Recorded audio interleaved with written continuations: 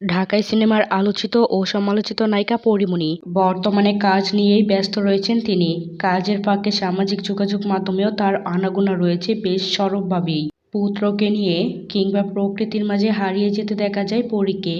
এবার কৃষ্ণচূড়ার মাঝে আপন মহিমায় দেখা গেছে নায়িকাকে। কখনো বৃষ্টিতে একা একা, আবার বন্ধুদের নিয়ে সরিষা ক্ষেতে উড়তে যান পাখির মতো, আবার প্রজাপতি হয়ে ফুলেদের সঙ্গে খেলায় মেতে ওঠেন এই চিত্রনায়িকা। প্রকৃতির মায়ায় তিনি যে ভেসে বেড়ান সেই ছবি শেয়ার করেন দর্শক ভক্তদের সঙ্গেও। এবার প্রকৃতির সঙ্গে নিজের সৌন্দর্যকে ভাগ করে নিলেন পরী। মনে রং লাগিয়ে কৃষ্ণচূড়ার সঙ্গে তুললেন ছবি, শেয়ার করলেন সামাজিক যোগাযোগ মাধ্যম ফেসবুকে। 28 মে পরীমণি তার ফেসবুক পেজে বেশ কয়েকটি ছবি শেয়ার করেছেন।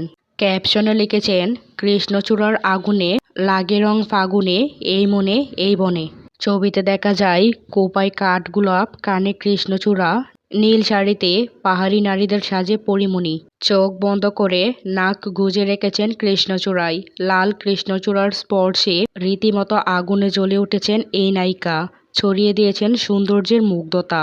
বর্তমানে পরীমণি ব্যস্ত রয়েছেন ওয়েব সিরিজ রঙিলা কিতাবের শুটিংয়ে। সিরিজটি নির্মাণ করছেন দেবীখ্যাত নির্মাতা অনম বিশ্বাস, যেখানে পরীমণিকে দেখা যাবে সুপ্তি নামের একটি চরিত্রে। দর্শক, পরীমণিকে আপনাদের কাছে কেমন লাগে তা অবশ্যই কমেন্ট করে জানাতে ভুলবেন না।